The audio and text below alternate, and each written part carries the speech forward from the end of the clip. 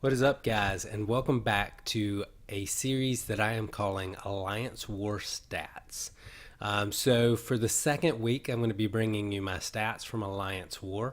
My goal here is to give you guys an idea what it's like to be in a top 300 alliance, hopefully higher than that. So what we're going to be doing is looking at my stats for the week and for the season, and so we'll jump right into that in a second. This week did not go quite as smoothly as last week did, and that's to be expected in a 2-month long season. Every week is not going to go extremely smoothly, but you guys will see in a second. Last week was almost a perfect week, so it's hard to rival a perfect week. So let's get into it. So the first thing we're going to look at is my kills. This is how many total fights I won on my path. Includes mini bosses and bosses. The biggest variable here comes from placement. I might fight more in one war than another based on whether or not people place defenders on my path. So I'm currently doing path 7, and this week I faced and killed 22 different enemies. So that's right, 22. So that's a total of 5 more than last week. A lot of that came from mini bosses, but not all. I had a couple more enemies placed on my path this time than last week as well. So 22 for the week. That brings my season total to 39. So that's 5 more than last week. And next thing we're going to look at is deaths. How many times did I die on my path? And this includes the mini boss, but not the bosses. So like I said, this week did not go quite as smoothly as last week. I died 4 times this week. 3 of those deaths came from Node 52. That's the regen mini boss, and those deaths were spread across 2 different wars. One war was a perfect war. So 3 of those deaths on Node 52, all of them against Sabretooth. So I'm still working out exactly how to fight him there with my Stark Enhanced Spider-Man. Really, in one of those wars it was already an obvious loss, so I didn't boost up and I died twice. And the other death was from a rank 4 Hyperion on Node 42, and he is absolutely nasty there. The one I fought, he got up to a special 3 twice in a matter of seconds. So that is the Arc Overload node just before the regen mini boss. So regen's given me a little difficulty lately, but not too bad. And like I said, I did have 1 perfect war. So that brings my season total to 5, as you can see there. So 4 deaths, 5 for the season. Mini bosses killed this week. I had 3 mini bosses that I killed. 2 of them were Sabretooths, as I already mentioned, and 1 was a Phoenix. I dealt with the Phoenix with my Ghost Rider, so that went really smoothly. She's not too much trouble there. And that brings my season total to 4. The next thing we're going to look at is how many bosses I killed. And this week I killed 2 bosses. One was a Dormammu, the other was a Thor Ragnarok. And so that brings my season total for boss kills up to 4. And that makes me a hashtag boss killer. So I have been facing a lot of bosses, and it is dramatically increasing how many boosts that I'm using. So I've actually started grinding the arena just a little bit to kind of prep for later in the season when I'm having to spend units on those as opposed to loyalty like I'm doing right now. So currently I've faced 2 bosses and killed faced 2 bosses this week, killed 4 total for the season. Now as far as deaths on the bosses, I had 2 this week, and that brings my season total up to 3. Both of those deaths were on a Hulk Ragnarok. That was on the same war that was a loss already, and we were just kind of sending everybody in, saying kind of throw your champs at them. Nobody boosted up, nobody wasted any items healing up. So had a couple of champs left with limited health, and so sent both of those in there to help, and died both times. So faced a lot of Ragnarok champions this time. So again, that brings my death total 2 bosses up to 3, and that was 2 for the week. So next thing we're going to look at is boss solos. Now, not every boss I kill will be a boss solo. So I killed 2 bosses this week, but the Dormammu, I was the second man in. So that was not a solo, but the Thor Ragnarok, I absolutely aced that fight. So basically the strategy there is you got to be really careful, because he's got an auto block function when you try to intercept him. So if he's stun immune, the idea is you want to be really careful and just bait out his heavy attack, so you're going to be blocking a whole lot. And then once you get him up to his special, bait that special and be very careful to watch and make sure that you're watching how many hits you have, so when he gets his power gain, you can use a special to knock him down. So the next thing we're going to look at is potions and boosts. Now this was, like I said, somewhat of a down week for us as an alliance, a down week for me, which made it somewhat of an expensive week. I used the 3,000 potions, the 3k potions that heal for 3,000. I used 2 of those, which brings my season total up to 4. The 6k potions, I used 4 of them, which is double my last week's total, which brings me up to 6. For revives, I used 1. Now, I constantly, because of where we place in Summoner's Advancement, I constantly have team revives expiring in my stash. So really, when I do have to use a revive, it is not a big deal at all. I don't mind it, and it really doesn't make a difference to me. So for revives, I used 1, and that brings my season total up to 1. I did that to revive my Stark Spidey for that Sabretooth fight. So, and then for boosts, this week we used 11, which is 1 less than last week. That brings us up to 23. And again, most of these I use for boss fights. Every once in a while, I'll use them for a mini boss or a fight on my path if it looks like they're going to have big health or I'm concerned about it. I definitely used some for that Hyperion path, and totally worked that out. So that is all to report there. So that brings us to our win-loss record.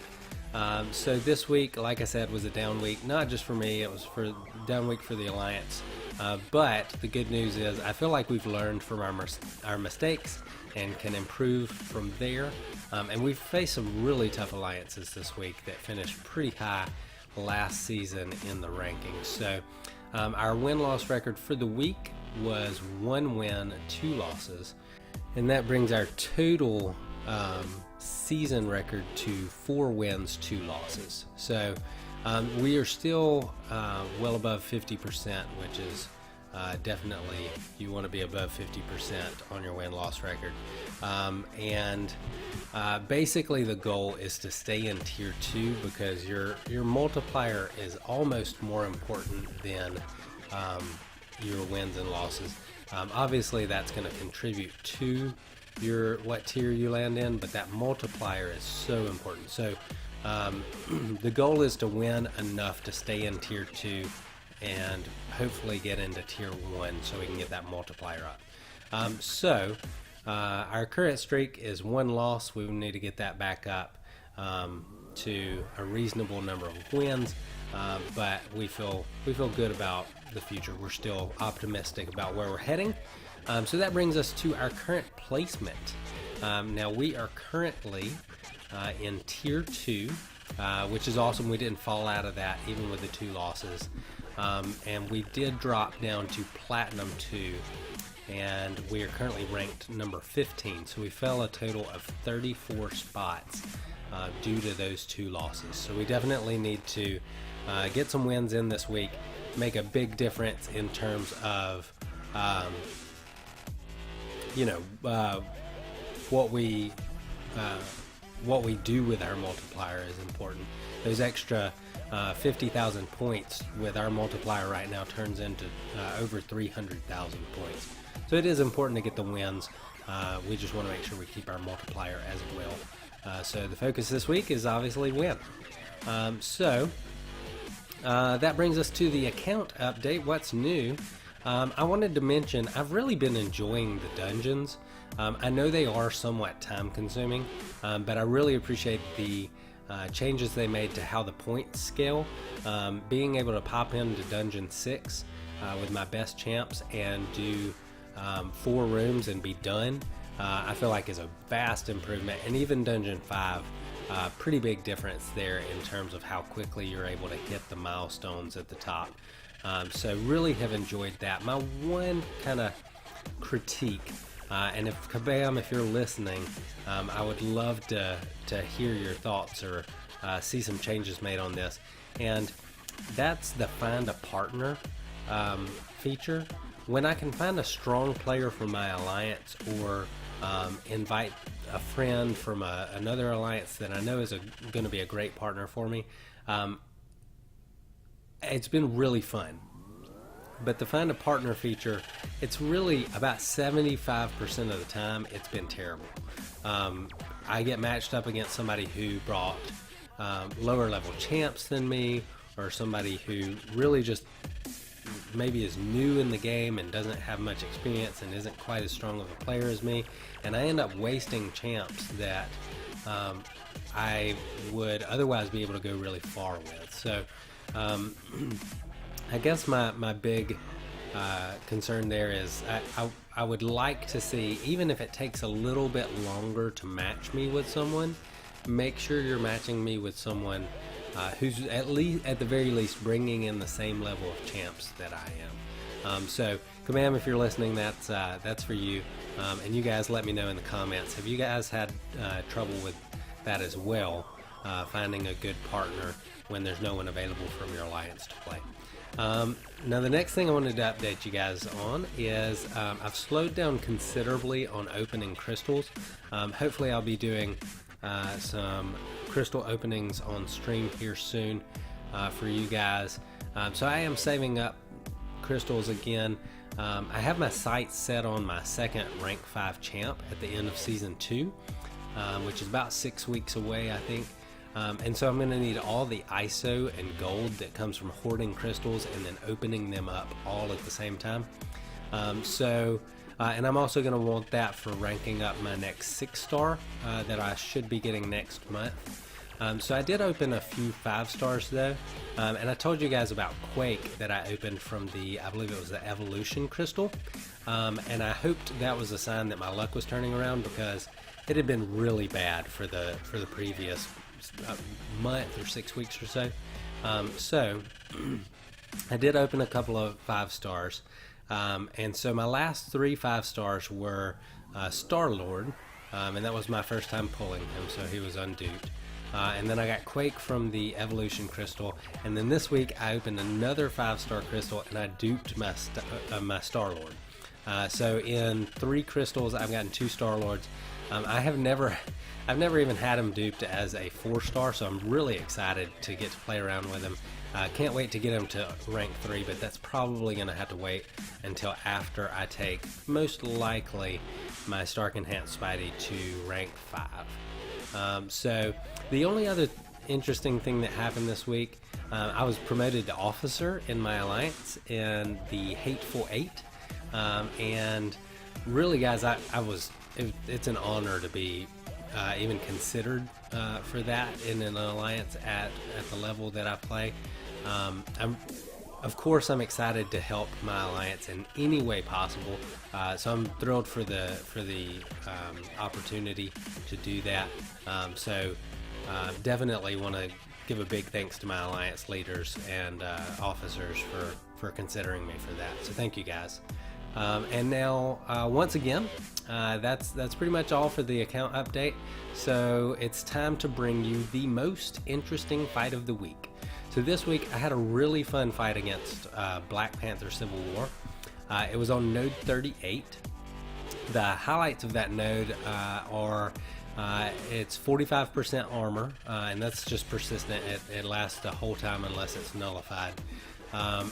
It's the armor version of the aggression buff. So basically what that means is if you're not constantly hitting them, they're regularly going to be generating armor that just builds up over time. So you have to be kind of aggressive and constantly be hitting them to keep that armor from building up.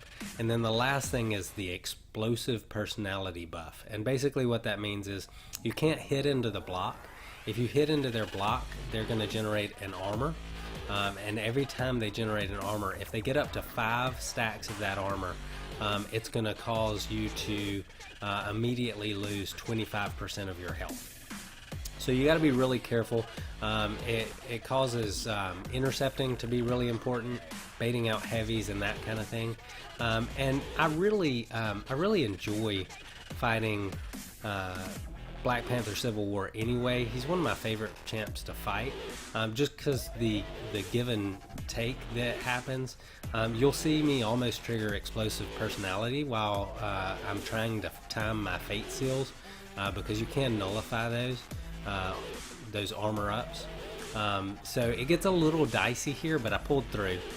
So I really enjoy fighting Black Panther Civil War, and this just so happened to be a really fun time for me to do that. So anyway, I hope you guys have enjoyed the video, and if you haven't already, be sure to like and subscribe, and feel free to share this video with your friends.